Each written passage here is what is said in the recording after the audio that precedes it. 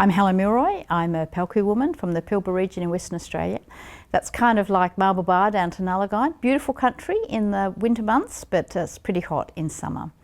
I'm also the Stan Perrin Professor of Child and Adolescent Psychiatry here at the University of Western Australia, as well as at the Child and Adolescent Mental Health Service, Perth Children's Hospital, and an Honorary Research Fellow with Telethon Kids Institute. What's your relationship to the Working Together book?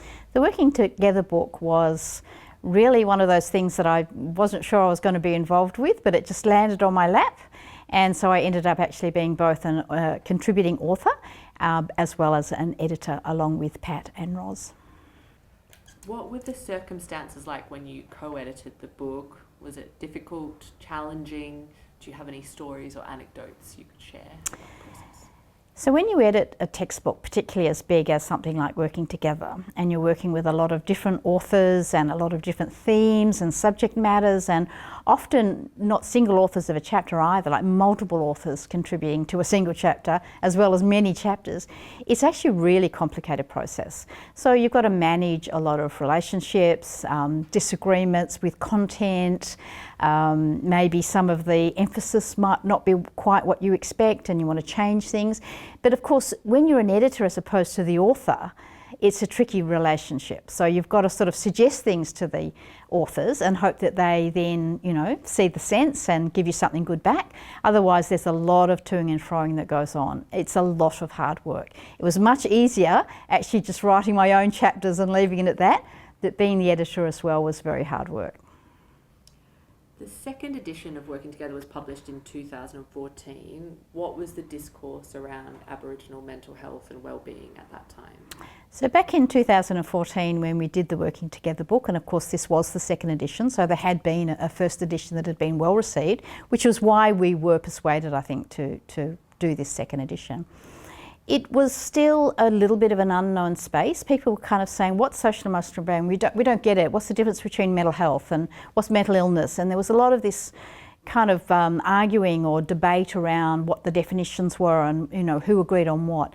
So I think it was a really important time to actually put something down on paper that was an actual text that people could refer to, could look up some quite complex issues to do with Aboriginal communities and working with Aboriginal communities in regard to mental health challenges, and also understanding that broader field of social and emotional wellbeing. So it was a really important time to produce something that could actually be relied upon, which was why it was hard work, because we wanted to get it right. We wanted to get as much as we could into that textbook so that it became something that people could really have as a reference. And then how do you think the discourse has changed in the intervening 10 years? It's really interesting to look at how the discourse has changed in that time, because now everyone wants social and emotional wellbeing, whereas back then it was like, well, what is it? We don't get it. We've got mental health services. Why do we need something else?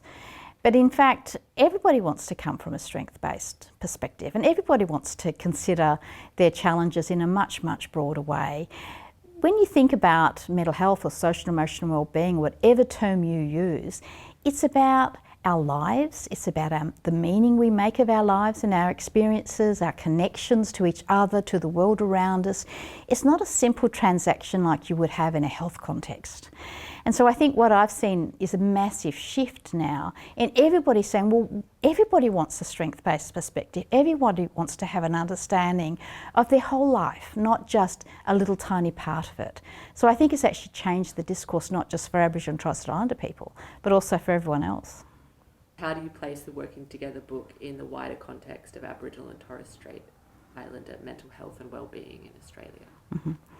So with the Working Together book, I think it really highlighted that social emotional wellbeing from a cultural perspective was quite different, and that we needed to be much broader based in our services and think about the challenges that people have in a very, very different way.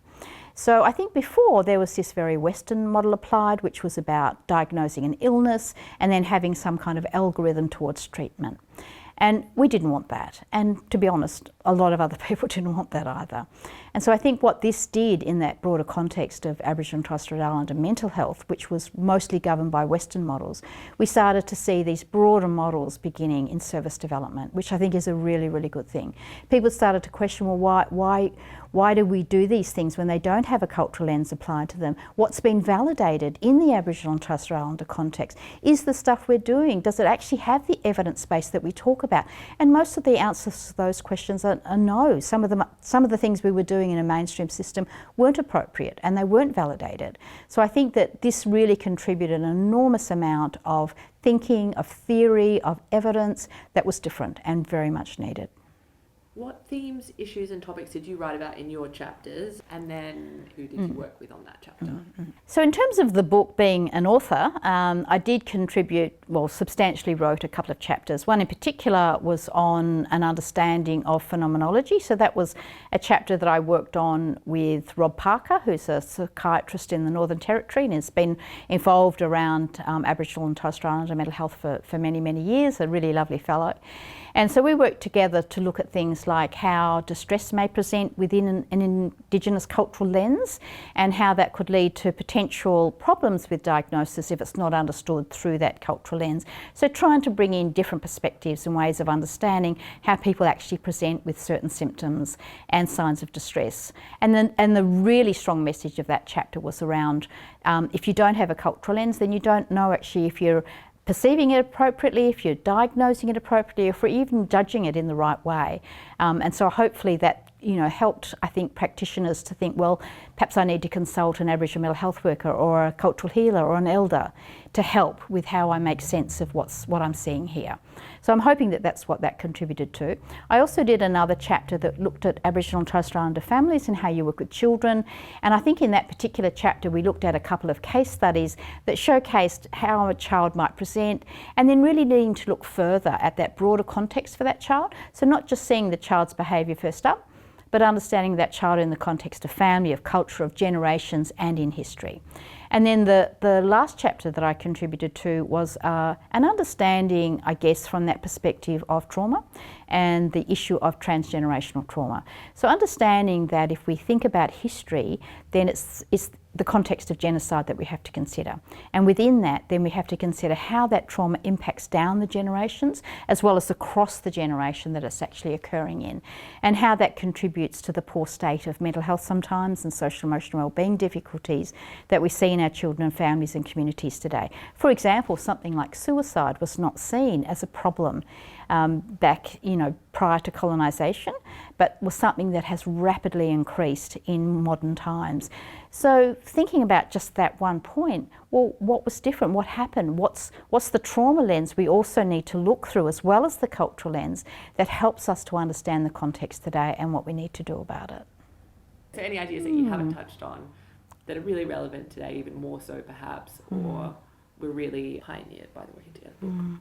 When I reflect back on the Working Together book and I think about the complexity of some of the chapters, the theories, the thinking, just this sheer intellect that went into that book, I think it's still quite groundbreaking today, and it probably is still pushing a lot of boundaries today, even though we wrote it really quite some time ago.